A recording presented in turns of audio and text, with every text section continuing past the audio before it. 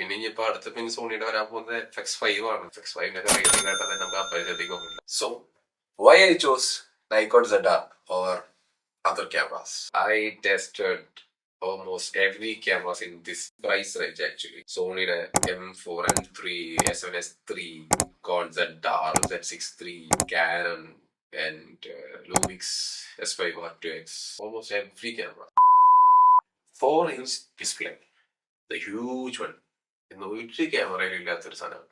അതിന് അഡ്വാൻറ്റേജ് എന്താന്നുള്ളത് വീഡിയോഗ്രാഫർമായിട്ടുള്ള എല്ലാവർക്കും മനസ്സിലായിട്ടുണ്ടാവും. ഇങ്ങനെ ഒരു ഡിസ്പ്ലേയിൽ യൂസ് ചെയ്ത് കഴിഞ്ഞതിന് ശേഷം അങ്ങനെ ഒരു ചെറിയ ഡിസ്പ്ലേയിലേക്ക് പോകാൻ പറയുമ്പോൾ കുറച്ച് ബുദ്ധിമുട്ടാണ്, സത്യം പറയണം. പിന്നെ R3D NE ഇത് ആക്ച്വലി എല്ലാവർക്കും ഉപയോഗമുള്ള സാധനമൊന്നും അല്ല. It's completely for film making purposes.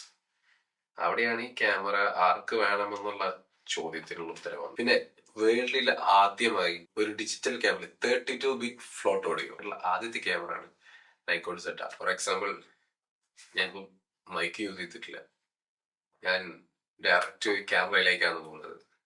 And of course ഇതിന്റെ കൂടെ പിന്നെയും കുറെ സൗണ്ട് ഫീച്ചേഴ്സ് ഉണ്ട്, like OZO audio, I mean cinematic. ഇപ്പൊ ഇവിടുന്ന് സംസാരിച്ച് തുടങ്ങി കഴിഞ്ഞാൽ ഞാൻ ഇവിടേക്ക് എത്തുമ്പോഴേക്കും ഈ ഒരു ഡയറക്ഷനിൽ സൗണ്ട് ഡയറക്ഷൻ വൈസ് റെക്കോർഡ് ചെയ്യുന്ന ഒരു സിസ്റ്റം കൂടി ഇതിലുണ്ട്. സോ ഒരുപാട് ഫീച്ചേഴ്സ് ഉണ്ട്. ആൻഡ് ഇതെല്ലാം കുത്തിക്കെറ്റിയിട്ടുള്ളത് വെറും 1,70,000 രൂപ കണക്കിലാണ്. പക്ഷെ ഇതിന്റെ കൂടെ തന്നെ കുറച്ച് പ്രശ്നങ്ങളുണ്ട്. ഓഫ് കോഴ്സ് മെമ്മറിയുടെ റേറ്റ് കാര്യങ്ങളൊന്നും എല്ലാവർക്കും അറിയാമല്ലോ. Memory card, SD card, everything.